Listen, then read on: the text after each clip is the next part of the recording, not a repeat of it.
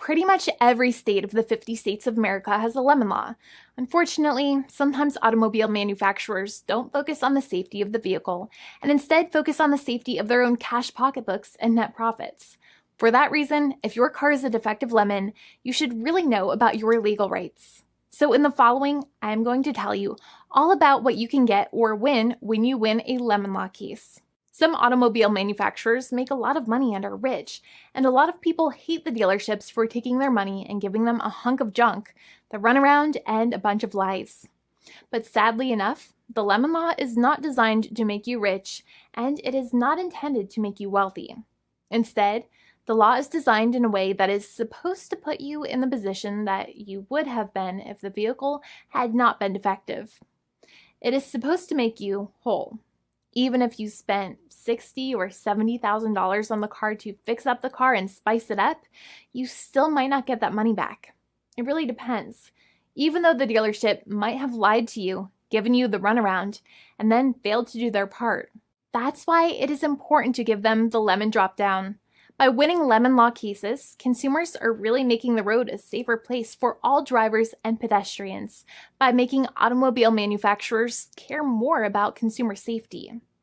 Now, what you get when you win a lemon law case usually comes down to one of three possible options or remedies.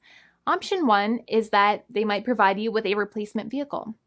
Option 2 is that they might offer you a refund or what is called a lemon law buyback. Options 3, I will discuss option 3 a little later on in this video, and it is an important option you should know about as well with some real lemon juice. So let's start with the first remedy. Option 1 is that they can provide you with a replacement vehicle, which means you can basically trade your car in for a different vehicle, but there are some important things you should know about this option. The replacement vehicle should be a vehicle of similar value. The replacement vehicle should usually also be a vehicle from the same manufacturer with similar MSRP cost. It's crazy that many times, even though you really don't like dealing with that dealership, you might have to get a second car from the same manufacturer, even though they have lied to you and given you the runaround or given you a hard time.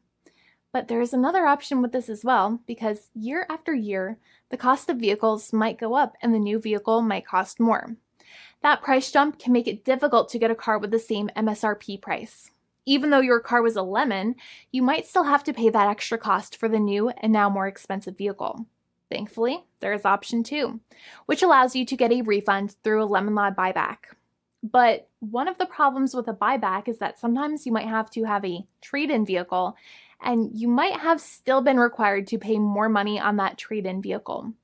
And when you got your new car, the dealership might have rolled over the amount you still were supposed to pay on your previous vehicle into the calculation of your new vehicle.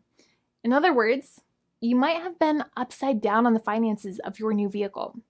So sometimes you need to pay for that difference in order to get out of the car. And a lot of people find it extremely weird that they have to pay money in order to get out of the defective vehicle. But many times that's how it works. Now, in a lemon law buyback, if you get a lemon law buyback, you usually get back what you paid. You may have bought the vehicle in a one lump sum all at once, or you more than likely had a finance or lease plan. What you usually get back is the money that you actually paid. Your hard-earned money that actually left your pocket and went straight into the pockets of the manufacturers. So think about it for a second and try to calculate about how much you paid.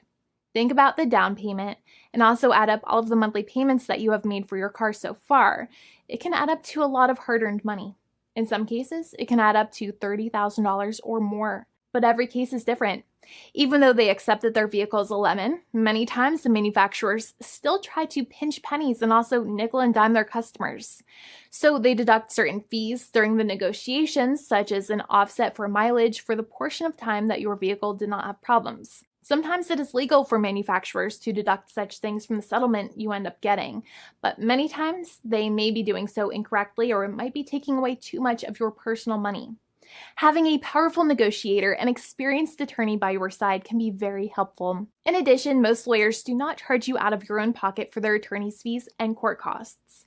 Many attorneys only get paid if they win, and if they don't win, they just don't get paid anything.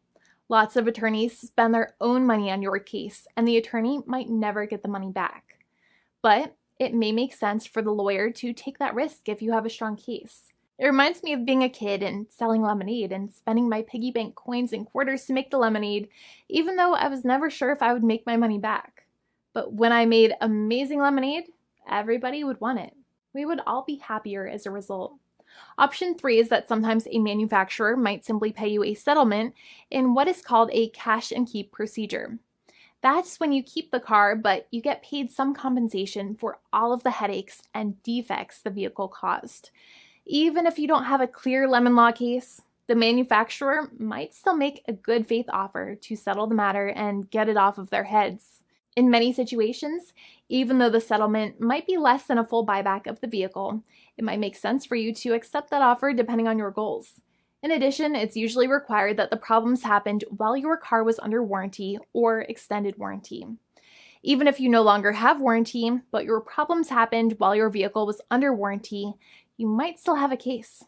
However, without any warranty, you cannot have a lemon law case in most situations. However, you might still have some legal protections such as breach of contract, auto fraud, or something else.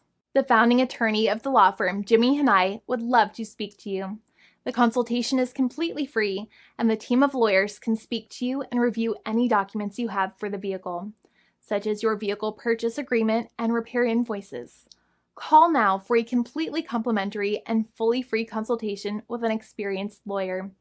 It's free to call 1-800-400-5050 day or night, 7 days a week, or visit us at www.californialaw.com. Lawyers are waiting to speak to you and encourage you to call.